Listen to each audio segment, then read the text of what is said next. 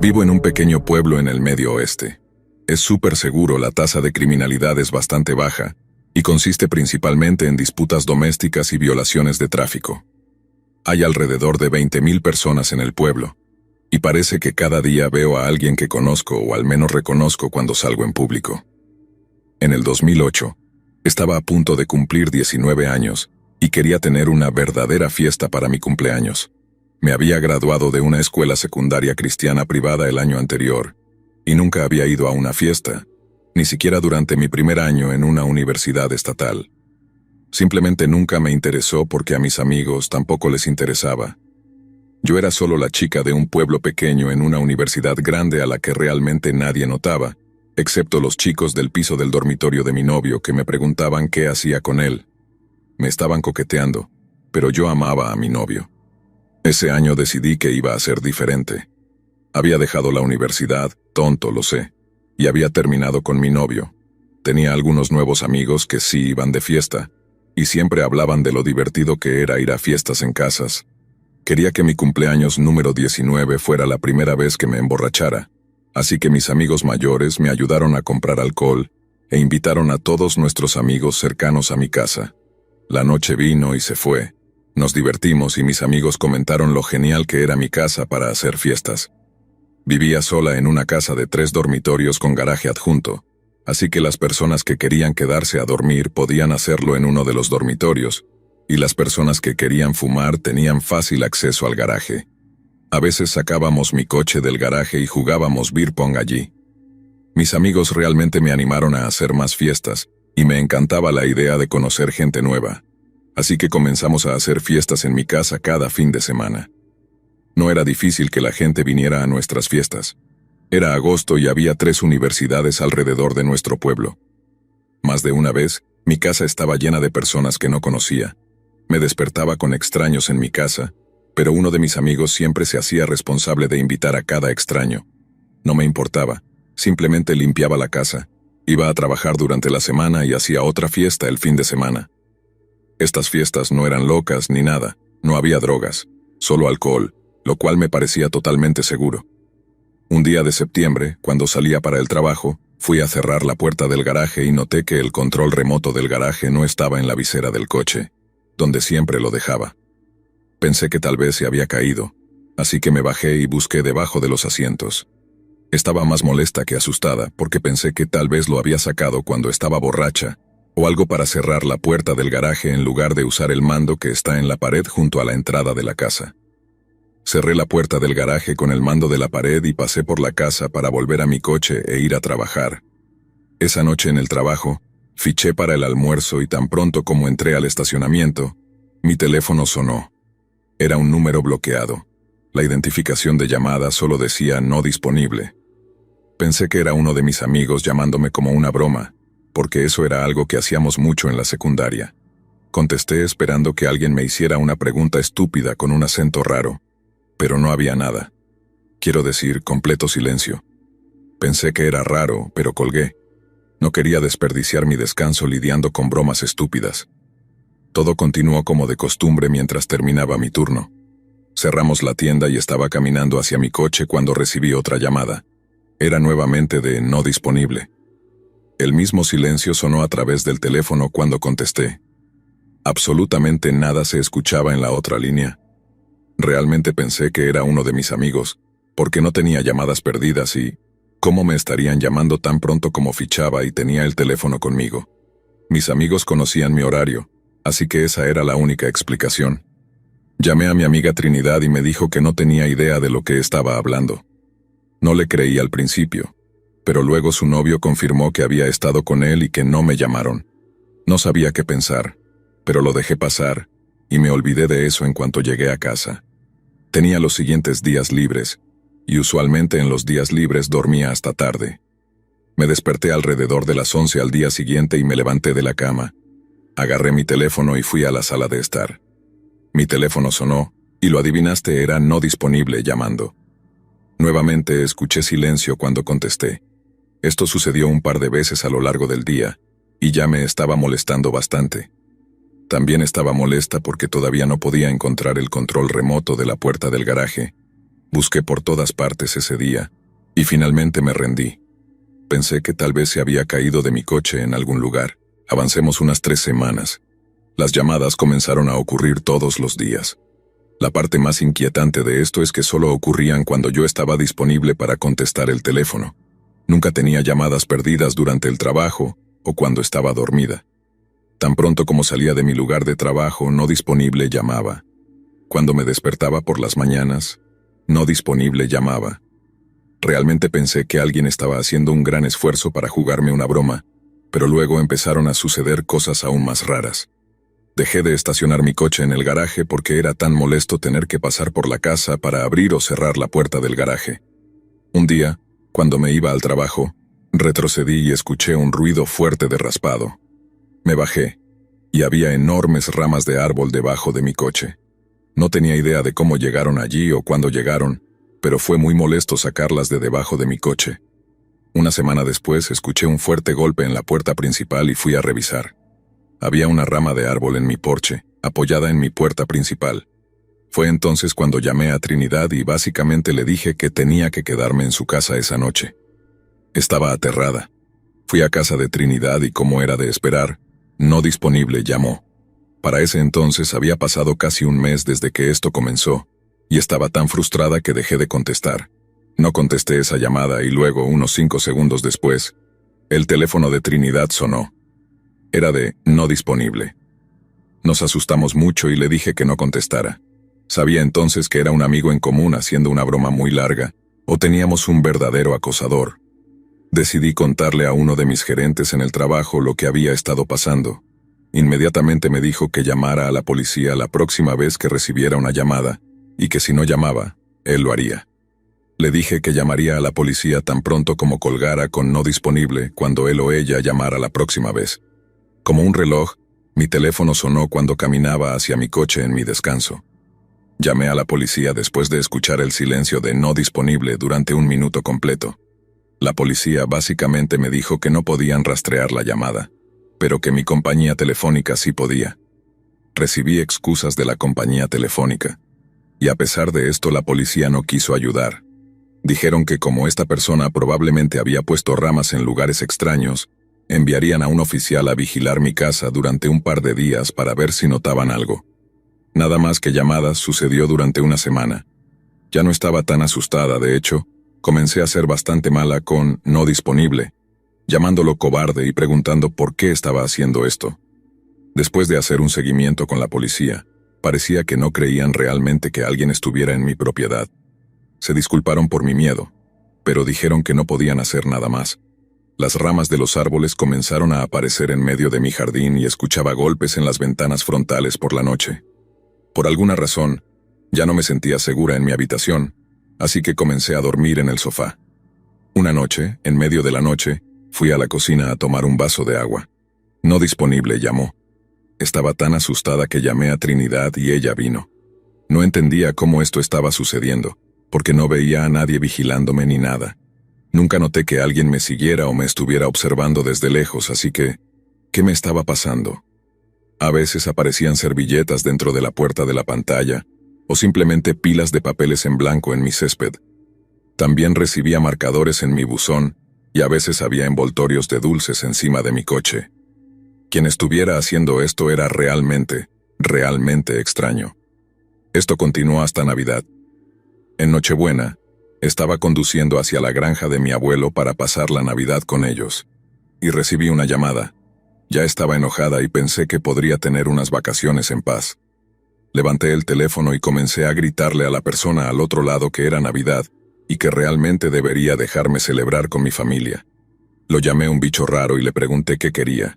Estaba llorando y pidiéndole que me dejara en paz, y como siempre, no había más que silencio. Esa noche, estaba durmiendo en el sofá y me desperté con luces en la cara. Alguien estaba apuntando varias linternas hacia mis ventanas. No sabía qué hacer, así que corrí al baño, cerré la puerta con llave y llamé a Trinidad. Ella condujo hasta mi casa y miramos alrededor, pero no había nadie. Estaba tan asustada, pero ella se quedó a dormir y eso me hizo sentir un poco más segura.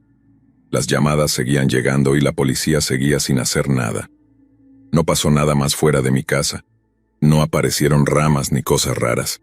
Comencé a dormir en mi habitación de nuevo porque pensé que tal vez se habían dado por vencidos.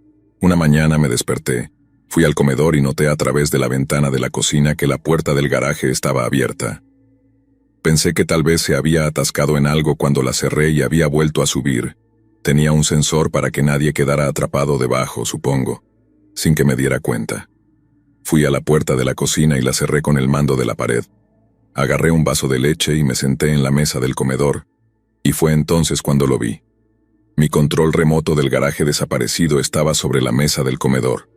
Por supuesto me enloquecí. Todavía estaba en pijama, pero corrí a mi coche y conduje. Ni siquiera sabía a dónde iba, solo llamé a Trinidad y le dije que era hora de mudarnos. Habíamos estado hablando de mudarnos a una ciudad diferente durante un tiempo, y le dije que era hora de irnos. Ella y su novio vinieron a revisar la casa conmigo, pero no había nadie. Trinidad y yo conseguimos un apartamento en una ciudad diferente, y las llamadas se detuvieron en cuanto nos mudamos. Recuerdo que era el día de San Valentín, y estábamos teniendo un día de chicas. Le dije que iba a dejar mi teléfono en casa para que pudiéramos disfrutar de una película. Creo que vimos A él no le gustas tanto. Le pregunté si podía dejarlo enchufado a su cargador que estaba en la cocina y ella dijo que sí. Antes de irnos tuve que esperar para enchufarlo, y salimos por la puerta de la cocina. Así que salimos y fuimos al cine. Estábamos charlando sobre la película de camino al coche, y vi algo sentado al lado de mi coche en el suelo. Mi estómago se hundió inmediatamente cuando vi que era mi teléfono. Ambas nos morimos un poco y nos quedamos en la casa del novio de ella esa noche, y no había señales de que alguien hubiera estado en nuestro apartamento al día siguiente cuando regresamos. Esa fue la última cosa rara, aterradora que me pasó. Desafortunadamente, nunca pude averiguar quién hizo todo esto. Nadie ha confesado, y sé que mis amigos no me habrían dejado vivir en un estado de miedo constante durante casi 5 meses. Pregunté a algunas de las personas aleatorias que conocí en algunas de mis fiestas en casa, pero no tenían idea de lo que estaba hablando. Así que, acosador espeluznante, silencioso, que deja regalos extraños, por favor, no nos volvamos a encontrar. Les dejo una actualización. Recibí numerosas llamadas de un número privado siempre que estaba disponible para contestar el teléfono, y dejaron varias cosas extrañas en mi jardín y en mi porche. Esta persona también tenía mi control remoto de la puerta del garaje, y me lo devolvió sin que lo supiera, antes de entrar a mi nuevo apartamento para llevarse mi teléfono y dejarlo al lado de mi coche en el estacionamiento de un cine. Bloqueé el nombre de mi exnovio, a quien pensé que posiblemente estaba haciendo esto. Terminé con él, pero por alguna razón él actuaba como si él hubiera roto conmigo. Quizás estaba loco y era el que hacía esto.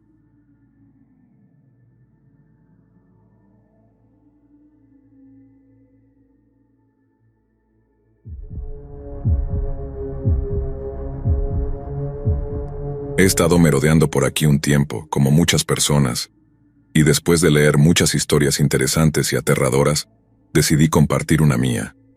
Los nombres en esta historia en particular han sido cambiados. Era diciembre y la Navidad estaba a la vuelta de la esquina. Era tarde, alrededor de las 3 de la mañana o algo así. Estaba enfermo, por lo que tenía un horario de sueño extraño en ese momento. Estaba bastante aburrido y ninguno de mis amigos estaba en línea, así que decidí aventurarme en un pequeño sitio llamado Omegle.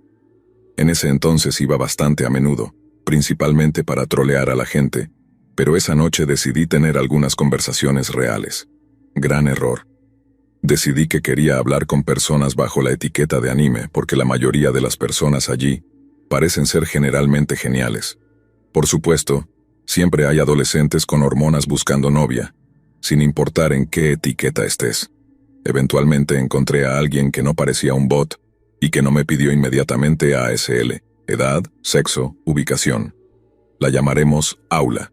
Aula me preguntó cuál era mi anime favorito y en broma le dije Fat Albert. Sabía que había dicho que no quería trolear, pero no pude evitarlo. A partir de ahí surgió una conversación sobre anime y demás, y ella parecía una persona genuinamente decente. Luego me pidió mi correo electrónico. Le di mi correo de spam sabiendo que no había ningún riesgo real en eso, así que continuamos nuestro chat en Google Plus Hangout. Empezó a pedirme hacer una videollamada. Rechacé, diciéndole que ni siquiera hacía llamadas de voz con mis amigos de la vida real, pero ella seguía insistiendo y yo seguía diciéndole que no. En ese momento, comencé a pensar que tal vez ella era una especie de pedófila. Le dije que no me sentía cómodo mostrando mi rostro a nadie en línea y que no quería tener una llamada de voz. Entonces ella dijo que me enviaría una foto de su rostro si yo le enviaba una mía. Así que la dejé que enviara la suya primero. Hice una búsqueda inversa de la imagen para ver si la foto era falsa. Pero no apareció nada en ninguna parte, así que supe que no lo era. A regañadientes tomé una foto mía y se la envié. Pensé que no podía hacerme daño. Ella siguió insistiendo en hacer una videollamada. Yo seguía diciéndole que no y apagué mi computadora porque estaba cansado y molesto. No le di mucha importancia, pero planeaba bloquearla al día siguiente. Un día después me conecté a mi computadora y estaba a punto de bloquearla, pero tan pronto como me conecté me envió un mensaje inmediatamente. En ese momento pensé que o me estaba acosando o no tenía vida y estaba en su computadora todo el día, así que seguí hablando con ella. Ella se disculpó por ser insistente y me explicó que no tenía muchos amigos y solo quería conocerme mejor. Le dije que estaba bien, así que hablamos sobre animes y videojuegos, una conversación normal para mí. Al día siguiente hablamos de nuevo. Ella quería hacer una videollamada y yo le dije que podía hacer una llamada de voz con ella, ya que empezaba a hacerlo con más frecuencia. Una vez en la llamada de voz, ella siguió pidiéndome que encendiera mi cámara. Su cámara estaba encendida, así que en ese momento estaba seguro de que no era un hombre de 40 años. Le dije que no me sentía cómodo haciendo eso. Ella dijo que quería que hiciéramos una videollamada para asegurarse de que yo no era un pedófilo de 40 años. Mi voz era bastante grave, así que entendí por qué lo decía. Nuevamente a regañadientes encendí la cámara. Después de eso, todo parecía estar bien. Podía notar que algo no estaba bien, pero pensé que solo era socialmente incómoda. Después de eso, las cosas estuvieron bien durante unas semanas, pero un día, ella me dijo al azar que le gustaba. Le dije que no hacía relaciones en línea, y ella se deprimió mucho después de eso. Seguía diciéndome cómo todos los chicos, 5 en total, la habían rechazado y se sentía muy triste al respecto. No sabía realmente qué hacer en ese momento. Me sentía muy mal por ella porque sabía lo que se sentía ser rechazado y lo incómodo que era seguir siendo amigos después. Así que cometí uno de los errores más tontos de mi vida. Le dije que en realidad sí me gustaba. Hoy en día no hay forma de que hubiera hecho algo así, pero tenía 14 años en ese momento, así que era joven y tonto, tenlo en cuenta. Básicamente estaba en una relación falsa y fabricada en línea en ese momento. No la consideraba mi novia y solo uno de mis amigos, al que llamaremos Eric, incluso sabía de su existencia. De hecho, un día él estaba en un chat grupal con nosotros. Ahí fue cuando las cosas empezaron a ponerse raras. En el chat grupal, tuvimos una conversación decente, pero se puso extraña después de que me fui. Aula comenzó a hacerle a Eric preguntas muy personales sobre mí. Eric le daba evasivas, diciéndole que debería preguntarme a mí esas cosas. Ella hacía preguntas como cuál era mi apellido, dónde vivía y cosas así. Eric no me contó sobre esto, pero lo vi en el chat grupal. Me pareció muy extraño que ella le preguntara esas cosas sabiendo que yo las vería cuando volviera. En ese momento ella seguía preguntándome cuál era mi apellido. Recuerda que Aula era muy persistente y no dejaba de preguntar una cuestión, incluso si te negabas. Así que descubrí que ella se metió en Facebook y buscó a todas las personas con el mismo nombre que yo. Mi nombre es bastante común, por lo que hay muchas personas en Facebook con mi nombre. No podía creerlo. Ella pasó días tratando de encontrar mi Facebook. Nunca había visto tanta dedicación, y definitivamente empezaron a sonar las alarmas. Eventualmente encontró mi Facebook y me envió una solicitud de amistad. La rechacé porque estaba muy enojado de que estuviera invadiendo mi privacidad. Ella comenzó a enviarme mensajes en Google Hangouts, preguntándome sobre mis familiares y amigos cercanos, que no tenían sus perfiles en privado por alguna razón. Literalmente escribió una lista de todos ellos, preguntando cómo estaban relacionados conmigo. Me asusté mucho en ese momento. Sabía que tenía una acosadora y no sabía qué hacer. La bloqueé en todo y eliminé todo lo que tenía mi nombre real en Internet. Me había vuelto oficialmente invisible. Eventualmente, me envió un mensaje en otro de mis correos electrónicos. No me preguntes cómo lo encontró, porque honestamente no tengo idea. Tal vez estaba en mi Facebook antes de que lo eliminara. De cualquier manera me llenó ese correo con incontables mensajes cada día. La bloqueé y los correos se detuvieron. No supe de ella durante aproximadamente un mes. Luego un día borré accidentalmente un correo importante, así que fui a la papelera para recuperarlo. En mi papelera había cientos de correos de ella. Casi me ensucié de miedo.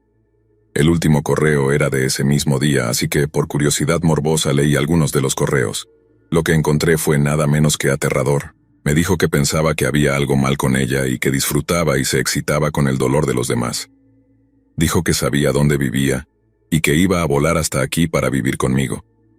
Estaba muy asustado en ese momento. Honestamente temía que me matara. Eliminé esa cuenta de correo y desde entonces he estado fuera del radar.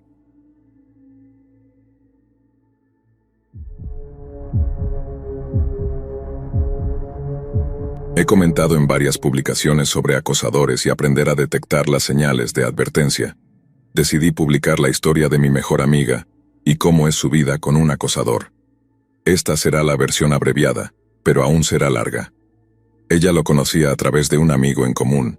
Él vivía en Delaware y nosotros vivimos en Chattanooga, Tennessee. Él vino a visitar a su amigo, la conoció una vez, y luego decidió mudarse aquí. Después de vivir aquí durante 6 meses, comenzaron a salir. 3 meses después de que empezaran a salir, él admitió que se había mudado porque quería estar más cerca de ella, aunque en ese momento no estaban involucrados románticamente. Antes de que empezaran a salir, él le preguntó qué quería para su cumpleaños. Ella le dijo que le gustaban las estrellas, así que algo con estrellas estaría bien.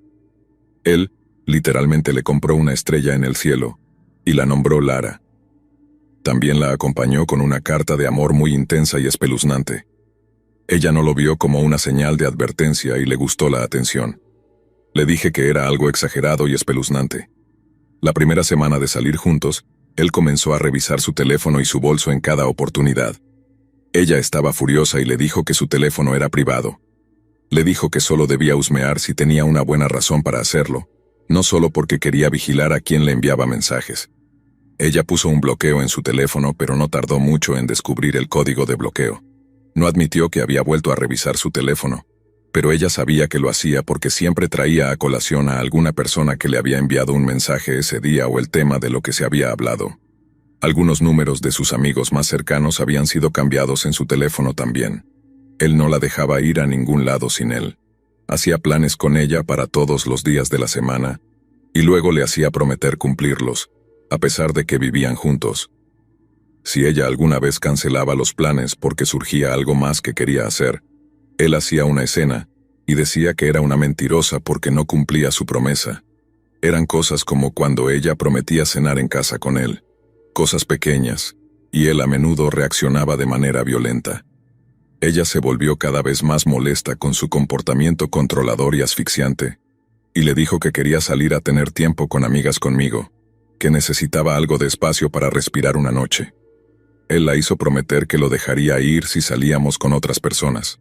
Aproximadamente 1 hora antes de que ella viniera a mi casa, recibí una llamada de un amigo que se había mudado al otro lado del país.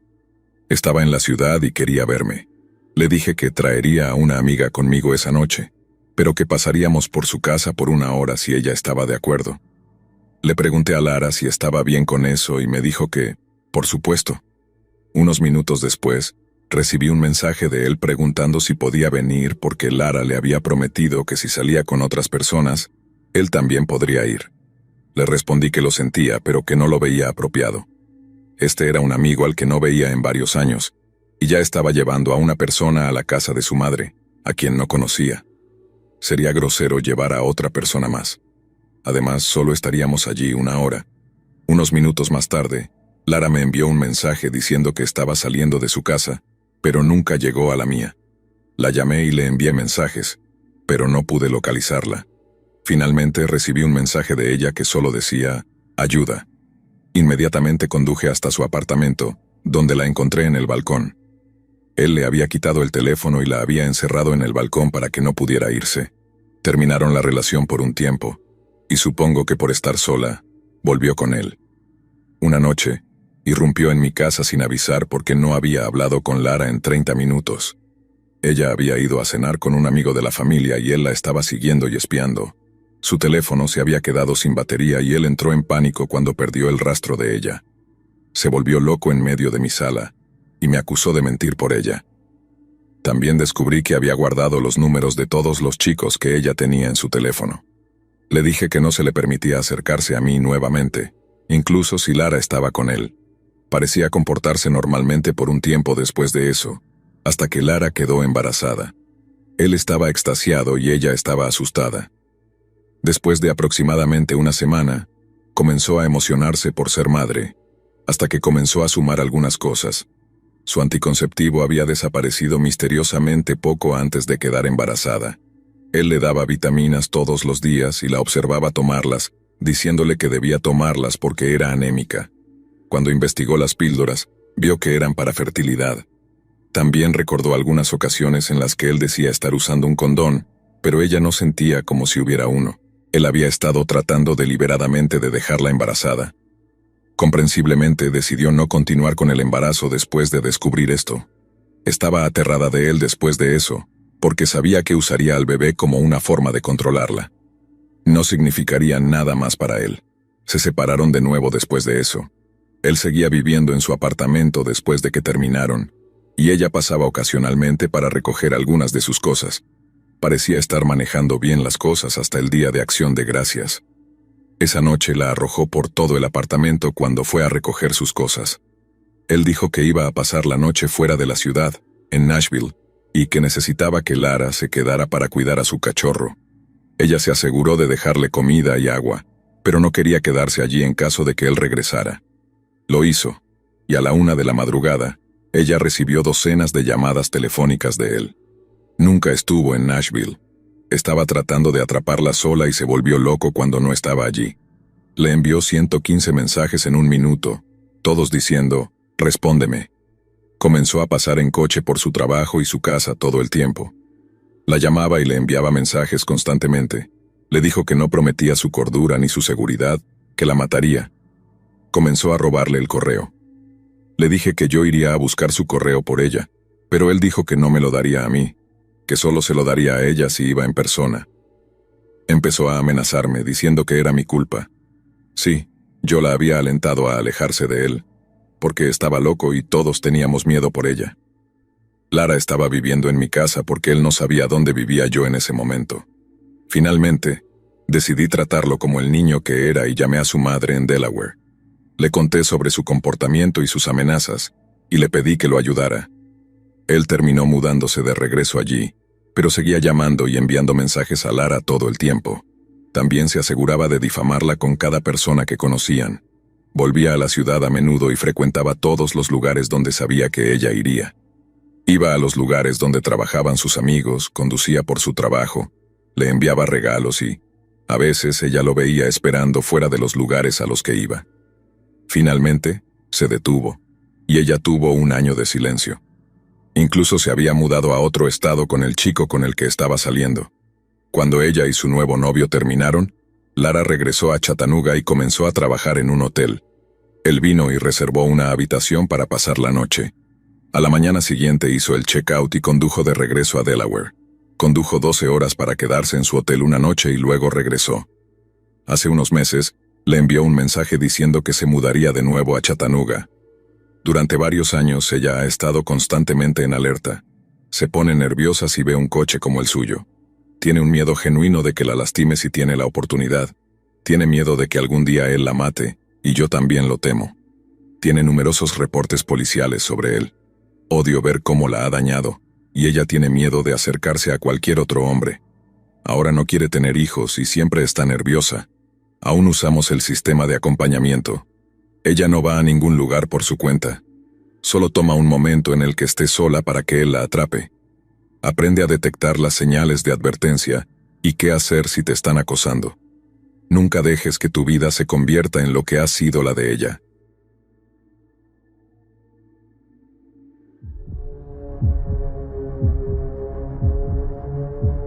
Esto me sucedió hace 4 años, cuando tenía 16 años, en un viaje escolar, pero todavía me atormenta hasta el día de hoy. Recientemente me había graduado de una escuela y me inscribí en otra, más avanzada, a través de un programa especial. El sistema educativo de Alemania a veces es complicado. Unas 20 personas hicieron lo mismo que yo, y todos fuimos asignados a una clase para ponernos al día con los estudiantes regulares. Para conocernos mejor, la clase hizo un viaje de 3 días a un albergue juvenil en la ciudad principal de nuestro condado. El viaje fue organizado por nuestra escuela, y en general estuvo bastante bien. 2 de mis amigas se habían transferido conmigo, y a pesar de que una de ellas tenía problemas de salud mental en ese momento, nos divertimos. Excepto por la segunda noche. Era finales de verano, y el sol aún estaba arriba a pesar de que ya eran alrededor de las 7 de la tarde. Una de mis amigas, Zaira, y yo decidimos que queríamos dar un paseo antes de acompañar a nuestros compañeros de clase al río para tomar unas copas. Queríamos visitar los bancos recién instalados a lo largo del río y simplemente hablar un poco. Para llegar a esos bancos caminamos por un estacionamiento largo al lado del río. Entre el estacionamiento y el río había un pequeño sendero que, en algunos lugares, estaba dividido del estacionamiento por una pequeña franja de césped con algunos arbustos y árboles. En el otro lado del estacionamiento, había una rampa de acceso al puente, que podía ser utilizada tanto por autos como por peatones. Esto se volverá relevante más adelante. Había algunas rocas en el estacionamiento para evitar que los autos avanzaran demasiado y cayeran al río. Mi amiga y yo nos divertimos saltando de una roca a otra. En algún momento apareció un hombre en una bicicleta, probablemente de unos 20 años, en el otro lado del estacionamiento. Nos aplaudió por alguna razón extraña que no entendimos. Mi amiga le devolvió el aplauso irónicamente y seguimos caminando, pero dejamos de saltar sobre las rocas. Ya tenía una mala sensación, pero pensé que solo era una chica joven paranoica. Cuando llegamos a los bancos, elegimos el primero que encontramos y nos sentamos. El tipo de la bicicleta se detuvo justo al lado de nosotras. Se bajó de la bicicleta y simplemente se quedó ahí. Empecé a sentirme incómoda, pero como no quedaban bancos libres, pensé que él solo quería pasar el rato allí también. En algún momento, sacó su celular y llamó a alguien. A pesar de que estaba justo al lado de nosotras todo el tiempo, no pude entenderlo porque hablaba en un idioma extranjero. Zaira y yo nos quedamos allí durante 1 o 2 horas hasta que empezó a oscurecer. El tipo de la bicicleta seguía justo al lado de nosotras y todavía en el teléfono, dando vueltas alrededor nuestro, y en general haciéndonos sentir incómodas al mirarnos continuamente. En este punto, Zaira también había comenzado a sentirse incómoda, y compartimos nuestras sensaciones sobre este tipo. Como ya casi era de noche, no había nadie más alrededor. Queríamos regresar al albergue. En el segundo en que nos levantamos y comenzamos a caminar hacia el estacionamiento, el tipo de la bicicleta también se subió a su bicicleta. Mi corazón se hundió en mi estómago cuando me di cuenta de que iba en la misma dirección, lo suficientemente lento como para mantenerse cerca de nosotras. Continuó siguiéndonos. Al salir del área de los bancos, Zaira y yo tomamos el sendero al lado del río para llegar al estacionamiento. Justo al comienzo del estacionamiento, había una parte donde el sendero tenía una de las franjas con árboles al lado. El tipo de la bicicleta pasó directamente frente a nosotras y entró en el estacionamiento, pasando los árboles por el lado derecho. Nosotras fuimos hacia la izquierda. Él continuó mirándonos antes de avanzar más adelante. En el segundo en que Zaira y yo pusimos un pie en el sendero, la detuve y le dije que si él daba la vuelta después de los árboles para volver a nuestro camino, cosa que no tendría ninguna razón para hacer si no quería nada de nosotras, nos daríamos la vuelta y correríamos en la dirección opuesta. ¿Adivina qué? El tipo de la bicicleta se volvió hacia nuestro camino. Salimos corriendo de allí tan rápido como pudimos, agarrándonos desesperadamente de las manos mientras el tipo de la bicicleta nos seguía.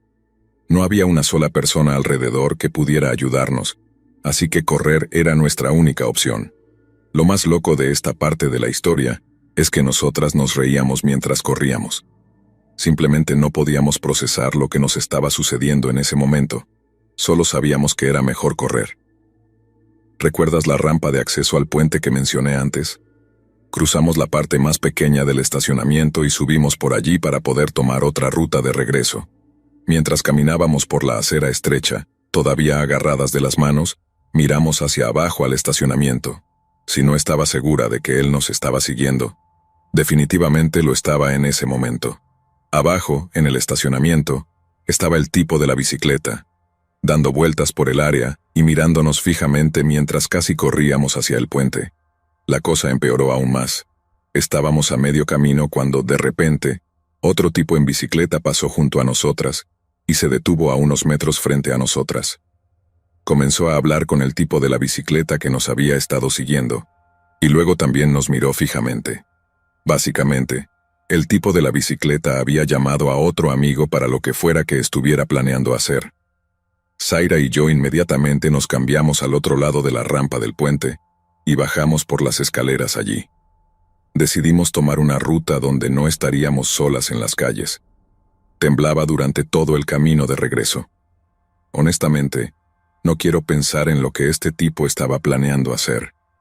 En las primeras horas después de que sucedió, traté de minimizarlo, como si solo hubiera imaginado que nos miraba todo el tiempo. Pero Zaira y yo experimentamos la misma sensación de incomodidad y miedo cuando él estaba cerca de nosotras. Si bien compartimos nuestra historia con nuestros compañeros de clase, no se la contamos a nuestro profesor porque pensamos que solo lo descartaría como nosotras siendo paranoicas. También tenía miedo porque solo habíamos estado en esta escuela, ¿qué, 2 semanas? ¿Por qué nos creería? Sin embargo, nuestros padres sí nos creyeron y se alegraron de que hubiéramos huido de este tipo o tipos. Una de las partes más aterradoras es que éramos 2 chicas, así que pensábamos que estaríamos seguras porque no estábamos solas. Ahora pienso de manera diferente. Estoy increíblemente agradecida por mi intuición. Hasta el día de hoy todavía pienso en este encuentro cuando camino sola en la tarde o por la noche. No creo que pueda olvidarlo en mucho tiempo.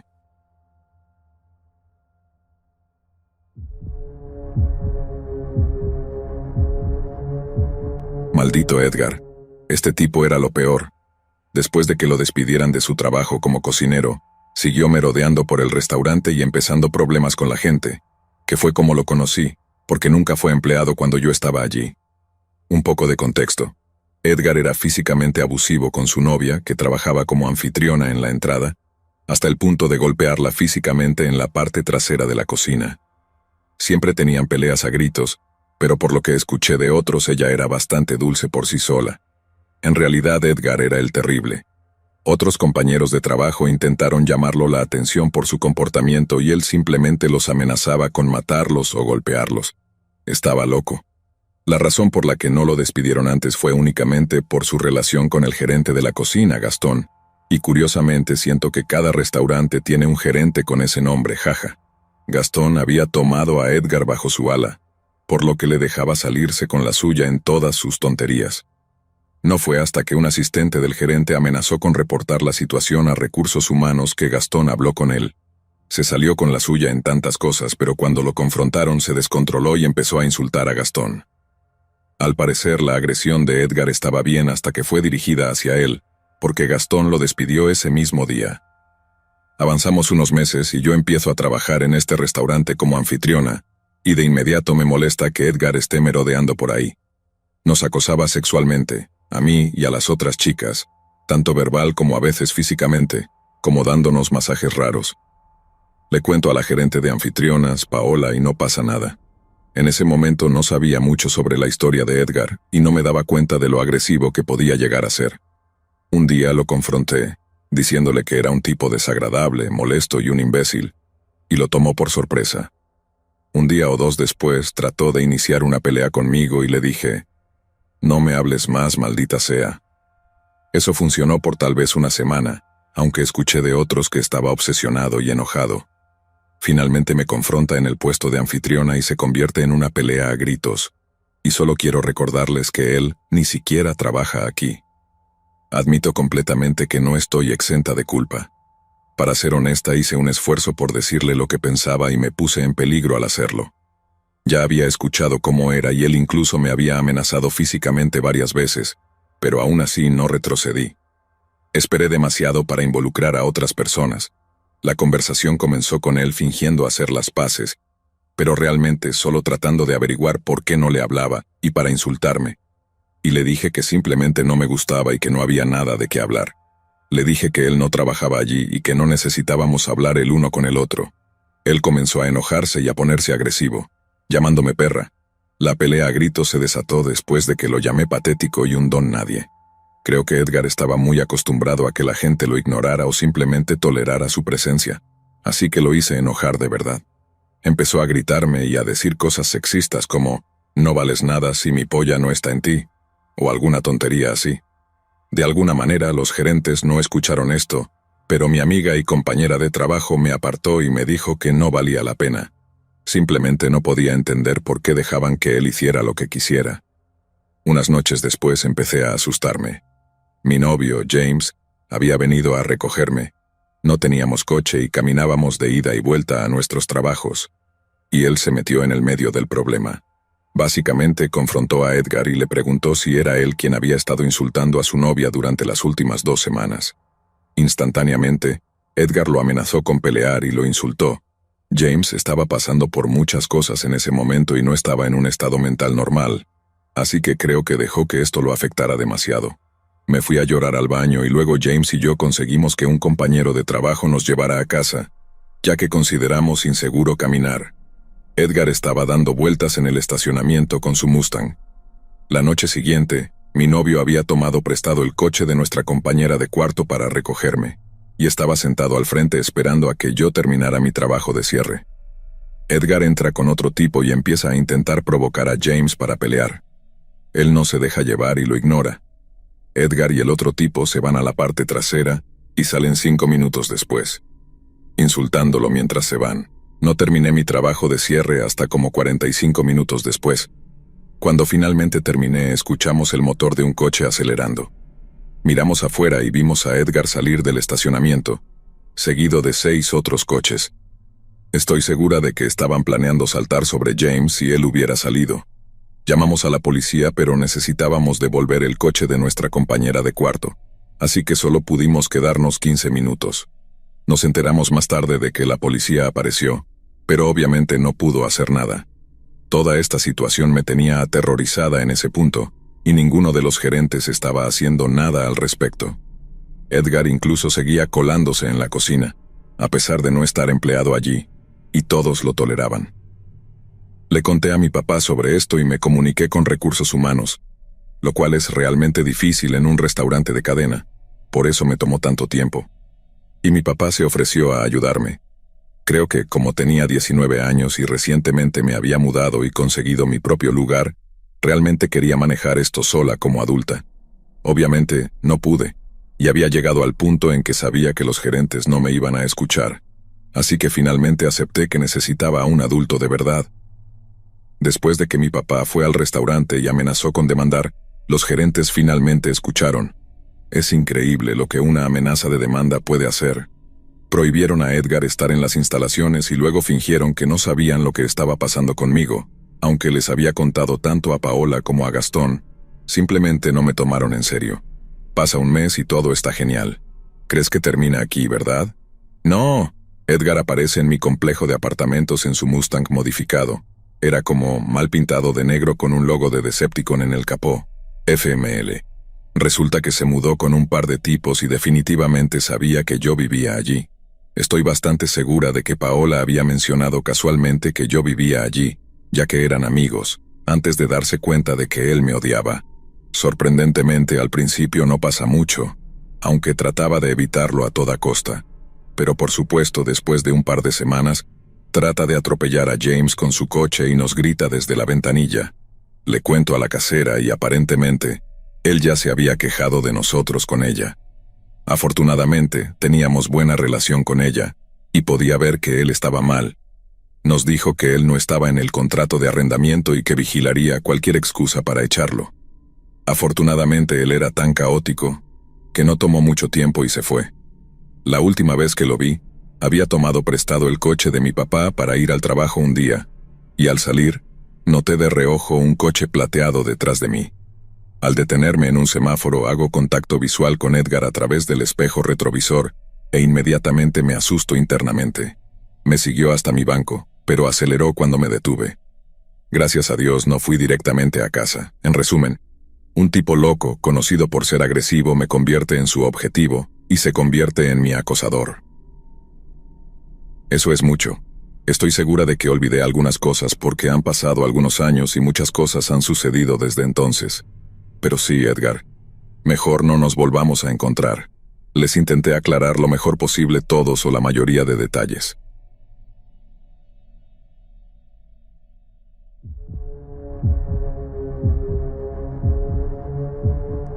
Hace poco más de un año terminé con un exnovio muy abusivo, Kevin. Era físicamente, verbalmente y sexualmente agresivo, y parecía constantemente paranoico de ser emasculado. Esto progresó a estar paranoico incluso con que yo ganara lo mismo que él. Intenté dejar claro que lo veía como un igual, pero no importaba. Él caía cada vez más en la filosofía de que las mujeres son la raíz de todos los males. Si alguna vez hubo una caricatura viviente y real de la verdadera misoginia, él lo era. No soy una persona de peleas y él lo odiaba. Como él lo decía, el silencio, el vacío abierto me duele más. Quería que peleara, pero nunca lo hacía. Así que él iba a mayores y mayores extremos para afirmar su dominio sobre mí, de una manera u otra. La violencia no es el enfoque de la historia, pero es una pequeña parte. Un incidente fue tan extremadamente violento y calculado que eventualmente lo denuncié a la policía, con la ayuda de un oficial fuera de servicio. Debido a la naturaleza del asalto, fue directamente al Tribunal de la Corona, reservado para los delitos más graves en el Reino Unido. No salió nada de esto. Sin testigos presenciales, no hubiera llegado a ninguna parte. No insistí más. Solo quería dejarlo registrado, para ayudar a futuras parejas a construir un caso que lo meta en prisión, si alguna vez vuelve a suceder. Este fue el incidente que me inclinó hacia la decisión de dejar a Kevin. Tomó algunos meses, pero finalmente lo hice. Hizo tantos intentos para contactarme, que incluso el oficial a cargo de mi caso levantó las cejas. Estaba yendo más allá del acoso límite. En resumen, este tipo no estaba contento de haberme perdido. No le importaba mi bienestar, le importaba tenerme. No creo que lo entienda hasta el día de hoy. Kevin seguía luchando por mi atención. Le gustan las mujeres de mi orientación política, y como en ese momento yo era una activista conocida y abierta, empezó a mencionar mi nombre en mensajes a otras mujeres de los mismos círculos políticos. Al principio pensé que tal vez no sabía que nos conocíamos, pero luego comenzó a enviar mensajes a mis amigas. Intento ser cordial con todas mis exparejas, incluida él, así que cuando me envió un mensaje preguntando si otra activista a la que seguíamos seguía en línea, le dije que sí. Gran error. En menos de una hora ella me envió un mensaje privado. Había recibido mensajes agresivos de él exigiendo fotos, y luego exigiendo una explicación de por qué no le complacía, ya que Kevin era mi ex bueno. Rápidamente le avisé a todas las jóvenes activistas de mi universidad, de mi ciudad natal, y de las asociaciones locales del partido. Casi todas me respondieron diciendo que efectivamente habían recibido mensajes de él. Un amigo de mi amiga lo sacó de Twitter y él eliminó su cuenta. Sé lo que se siente, y me siento mal por ello. Pero no me arrepiento de haber advertido a mis amigas, especialmente a las más vulnerables. Pero luego se creó una nueva cuenta. Kevin Made 97. Solo lo noté porque la primera notificación que recuerdo haber recibido la mañana siguiente fue que esa cuenta me había seguido. Tenía una foto de Kevin y algunos tweets alegres compartidos por mis seguidores sobre cómo era nuevo en Twitter y quería hacer amigos. Esparcí la advertencia a las mismas personas y bloqueé la cuenta. Pero poco después apareció otra. Hice lo mismo y también la bloqueé. Mi madre empezó a enviarme mensajes confundida, mandándome capturas de pantalla de su propio Twitter. Kevin había encontrado su cuenta anónima y le estaba preguntando sobre las judías que había comprado el otro día. Sabiendo las cosas que Kevin había dicho sobre ella a mí, y posiblemente a otros, estaba muy molesta y más que asustada. Le aconsejé que lo bloqueara. Eventualmente se cansaría, pero olvidé algo. Una noche estaba mandando mensajes a mis amigas, pasando una buena noche en casa con mis compañeras de piso. Luego mi WhatsApp sonó. Toda mi familia está en WhatsApp, así como algunos grupos activistas, así que no pensé nada raro. Debido a los grupos activistas, tampoco me alarmó que fuera un número no guardado el que me había enviado un mensaje. Probablemente era un colega. Abrí el mensaje. Lo único que había era una foto oscura de una casa, con una luz encendida en la planta superior. Entrecerré los ojos intentando encontrar la broma en la foto. ¿Por qué alguien me enviaría esto? Podía ver una figura en la ventana, inclinada sobre algo pequeño en su mano.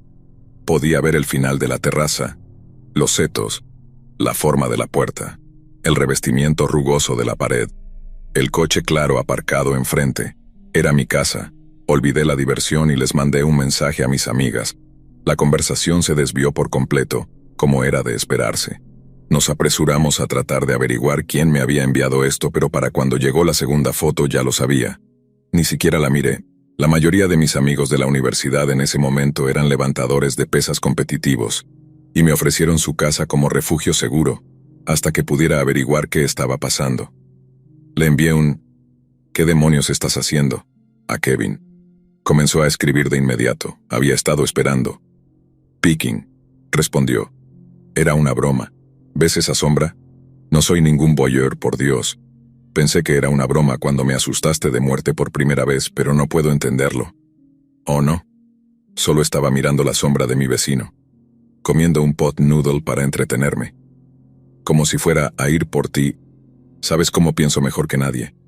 Examiné la segunda foto de cerca. No era mi casa, pero se parecía mucho. No me ha vuelto a enviar mensajes desde entonces. No hay mensajes en Facebook, ni en WhatsApp, ni llamadas. Hasta el día de hoy, no entiendo cuál era el propósito de todo ese ejercicio. Me quedé en mi casa, y salí temprano en la tarde para ir a casa de mis amigas al día siguiente. Durante meses después fui muy cuidadosa en informar a mi casera, vecinos y amigos cuando volvía a casa.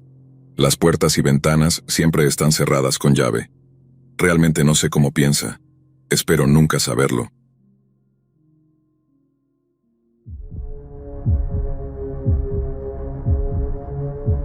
Por favor, necesito ayuda. No sé qué hacer ni cómo manejar esta situación. Desde hace meses siento que mi vida ha dejado de ser mía, que cada vez estoy más cerca del borde, atrapada en una pesadilla de la que no puedo despertar. Sé que suena exagerado, pero créanme, no lo es. Estoy aterrada y sola. Cada vez que miro por encima del hombro, temo que él esté ahí, en algún lugar, acechando, esperando el momento perfecto para dar el siguiente paso. Y lo peor de todo es que parece que siempre está un paso adelante, como si supiera lo que voy a hacer antes incluso de que yo misma lo decida. Todo comenzó de una forma tan inofensiva, que al principio pensé que era una broma de mal gusto, o un admirador inofensivo, de esos que te mandan un mensaje y desaparecen cuando los ignoras.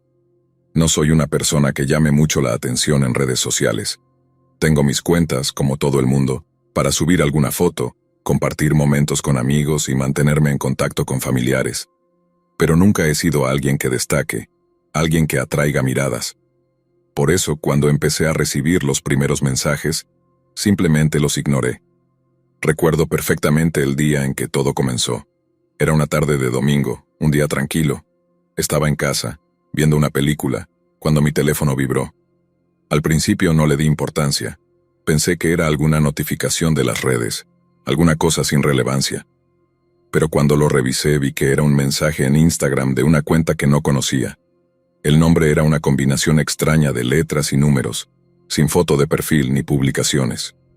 Algo en eso me pareció raro, pero no le di demasiada importancia. El mensaje decía simplemente: «Hola, eres hermosa». No respondí. Bloqueé la cuenta, como suelo hacer cuando recibo mensajes de desconocidos. Durante unos días no pasó nada más. Me olvidé del incidente y seguí con mi vida. Pero entonces, una semana después, llegó otro mensaje, esta vez desde otra cuenta. El mensaje decía: «Me encanta cómo te ves con ese suéter rojo». Mi piel se erizó. Ese día había llevado puesto un suéter rojo al trabajo. No lo había mencionado en ninguna red social, no había subido ninguna foto, y sin embargo, esta persona sabía lo que llevaba puesto. Sentí una especie de vértigo en el estómago, pero intenté calmarme.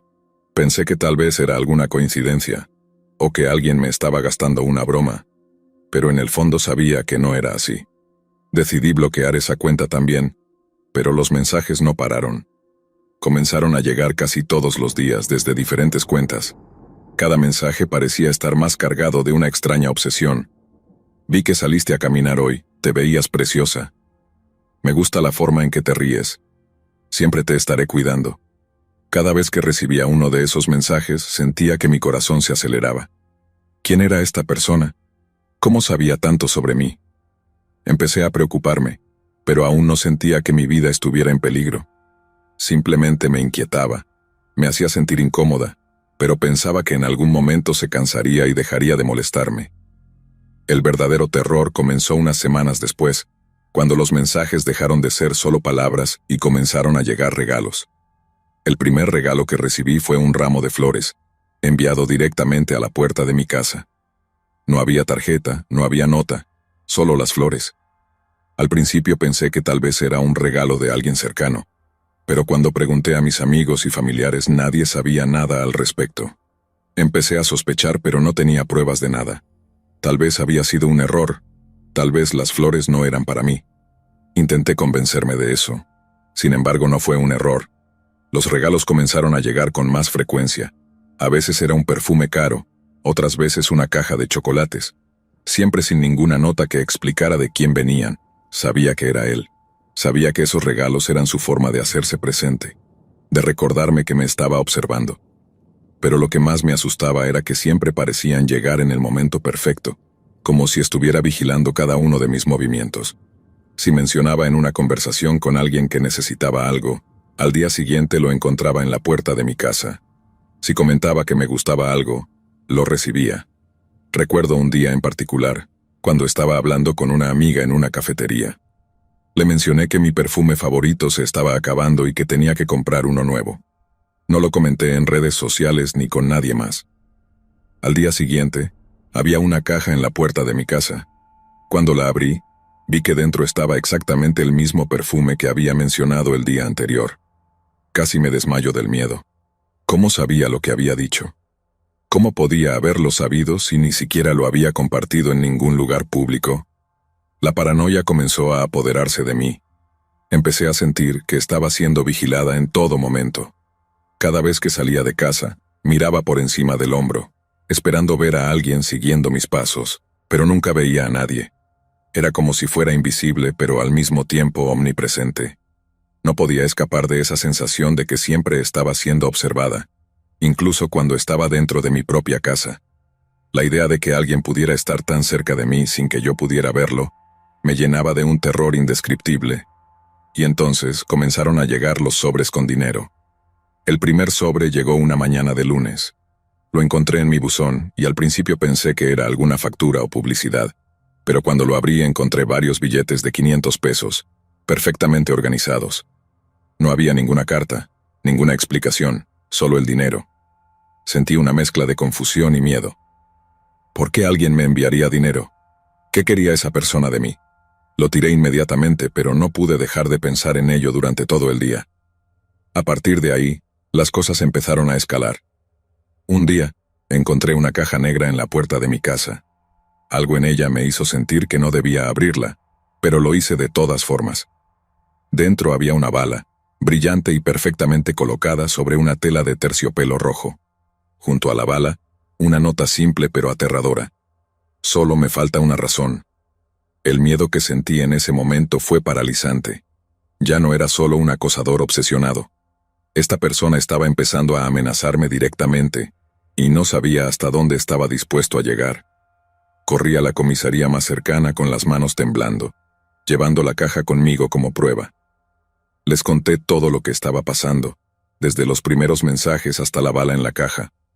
Los agentes me escucharon, pero sus respuestas fueron decepcionantes.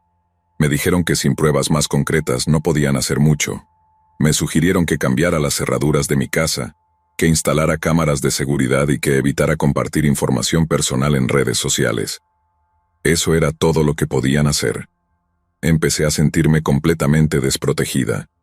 ¿Cómo era posible que alguien pudiera amenazarme de esa manera y que la policía no hiciera nada al respecto? Cambié las cerraduras, instalé cámaras de seguridad y traté de ser más discreta en mis redes sociales. Pero nada de eso importaba. El acosador siempre encontraba la forma de llegar a mí. Una noche, mientras estaba en casa, recibí un mensaje en WhatsApp desde un número desconocido. Al principio pensé que era algún mensaje de los grupos activistas en los que participo, pero cuando lo abrí, sentí que mi corazón se detenía. Era una foto de mi casa tomada desde la calle con una luz encendida en una de las ventanas. En la imagen se veía una figura borrosa, inclinada sobre algo. Al principio no lo entendí, pero luego reconocí el entorno. Era mi habitación. Alguien había estado afuera tomando fotos de mi casa, de mi vida privada. ¿Qué estaba haciendo esa figura en mi ventana? Mi terror aumentó cuando llegaron más fotos. Algunas mostraban a un hombre sentado en una habitación, mirándome directamente a la cámara con una sonrisa macabra en su rostro. Otras eran mucho más perturbadoras. En una de ellas, el hombre sostenía una navaja, y su muñeca mostraba cortes superficiales, como si estuviera jugando con la idea de hacerse daño.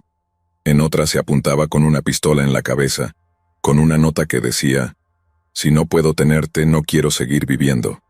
A partir de ese momento comencé a recibir más cajas, pero esta vez con contenidos mucho más perturbadores. En una de ellas encontré fotos mías, pero no eran fotos que yo hubiera publicado. Eran imágenes tomadas desde ángulos imposibles, como si me hubiera estado observando desde algún lugar escondido.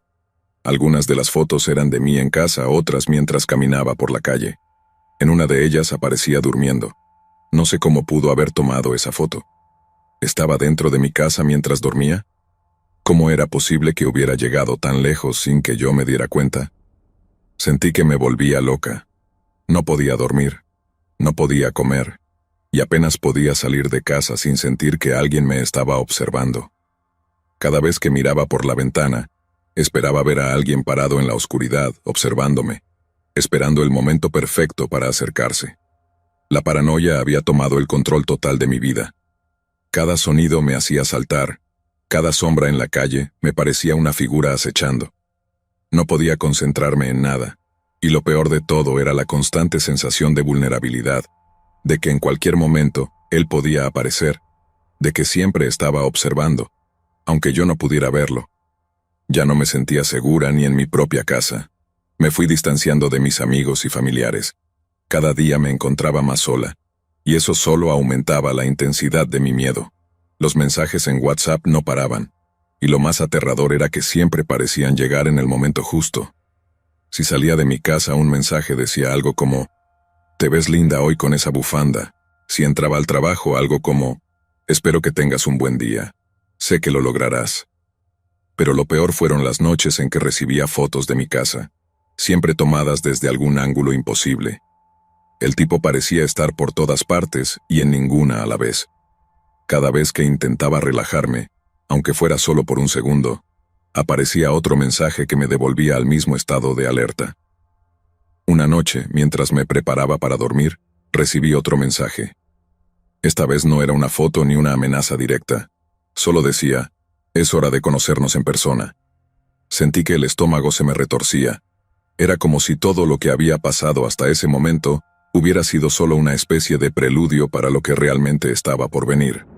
No pude dormir esa noche. Sabía que estaba cerca. Lo podía sentir, aunque no podía verlo. A la mañana siguiente, decidí no ir a trabajar. No podía concentrarme, no podía pensar en nada más que en el constante miedo que me invadía. Mientras me sentaba en mi cocina, con las cortinas cerradas y el teléfono en la mano, recibí otro mensaje, esta vez acompañado de una foto. Era mi coche. Estaba estacionado justo frente a mi casa, pero en la foto el ángulo desde el que fue tomada era extraño, como si la hubieran sacado desde el interior de otro coche. Me asomé rápidamente por la ventana, pero no vi nada. Solo mi coche ahí, donde lo había dejado. Respiré hondo intentando calmarme, pero no funcionó. La ansiedad me ahogaba. Sentí una presión en el pecho que me impedía pensar con claridad. Todo lo que podía hacer era quedarme sentada con el teléfono en las manos, esperando el siguiente mensaje. Pero nada llegó durante el resto del día ni esa noche. Por un momento pensé que tal vez, solo tal vez, se había cansado, que finalmente había terminado con su enfermiza obsesión conmigo. Me equivoqué. Pasaron algunos días relativamente tranquilos, sin mensajes, sin fotos, sin regalos macabros en la puerta de mi casa. La calma me dio un falso sentido de seguridad. Incluso llegué a pensar que tal vez todo había sido una gran broma pesada, que alguien había querido asustarme, pero que finalmente se había dado por vencido. Volví a mi rutina, aunque siempre manteniendo cierta precaución. Cada vez que caminaba por la calle, me aseguraba de que nadie me siguiera. Y cada noche revisaba las cerraduras de la casa al menos 2 veces antes de acostarme. Pero mi vida comenzó a regresar, poco a poco, a una normalidad quebradiza. Hasta que llegó otro paquete. Era una noche lluviosa, y yo acababa de llegar a casa después de una larga jornada de trabajo. Estaba empapada, con ganas de tomar una ducha caliente y olvidar el estrés del día. Al abrir la puerta, vi la caja. Ya sabía lo que eso significaba. El miedo me invadió de nuevo como una ola de frío recorriendo mi cuerpo. No quería abrirla, pero sabía que tenía que hacerlo. La llevé adentro, mis manos temblando mientras cortaba la cinta adhesiva. Lo que encontré dentro me dejó paralizada. Era una foto, pero no una foto cualquiera. Era una imagen de mí durmiendo en mi cama. La imagen estaba claramente tomada desde la esquina de mi habitación, desde un ángulo que solo alguien dentro de mi casa podría haber conseguido. Junto a la foto había una nota simple escrita a mano. Tan cerca, pero aún tan lejos. Sentí que el mundo se derrumbaba bajo mis pies. El terror era abrumador. ¿Había estado dentro de mi casa? ¿Cuándo? ¿Cómo? ¿Cómo era posible que alguien hubiera entrado sin que yo me diera cuenta? Revisé frenéticamente todas las cerraduras, las ventanas. Busqué señales de que alguien hubiera forzado la entrada, pero no encontré nada. Todo estaba cerrado, intacto. Pero sabía que había estado ahí. Sabía que no era solo una amenaza. Este tipo había entrado en mi casa. Había estado a solo unos pasos de mí mientras dormía. Me sentí vulnerable, expuesta, como si estuviera siendo cazada. Intenté llamar a la policía de nuevo, pero la respuesta fue la misma de siempre. Sin pruebas concretas de una invasión o daño físico, no podían hacer mucho. Refuerza la seguridad, me dijeron. Instala más cámaras. Ya tenía cámaras, pero eso no lo había detenido. No podía sacarme de la cabeza la idea de que, de alguna manera, él había descubierto cómo evitarlas. Quizás conocía mi casa mejor que yo misma. Me fui a casa de una amiga esa noche, pero ni siquiera ahí me sentí segura. Cada pequeño sonido, cada movimiento en la oscuridad, me hacía saltar de miedo. Al día siguiente, hablé con mi casera para preguntar si había habido alguna actividad sospechosa en el edificio. Algún ruido extraño, alguien que hubiera preguntado por mí. Ella negó cualquier cosa fuera de lo normal, pero noté una sombra de preocupación en su rostro cuando le conté lo que estaba pasando. Sabía que algo no andaba bien, pero no podía ayudarme más de lo que ya lo había hecho. Los días siguientes se convirtieron en una especie de rutina de terror. Cada noche, al llegar a casa, temía encontrar otro paquete, otra amenaza. Y cada mañana al salir temía ser observada, seguida. Me sentía completamente atrapada, sin salida. No podía mudarme, no podía dejar mi trabajo, no podía dejar de vivir. Pero tampoco podía seguir así. Una noche, mientras hablaba con una amiga por teléfono, le conté lo que había estado pasando. Le expliqué todo, desde los primeros mensajes hasta la última caja que había recibido. Su reacción fue de completo horror. Me rogó que fuera a su casa, que no pasara una noche más sola en mi departamento. Dudé, pero finalmente acepté. Al menos por esa noche estaría acompañada. Antes de salir, fui a mi habitación a recoger algunas cosas.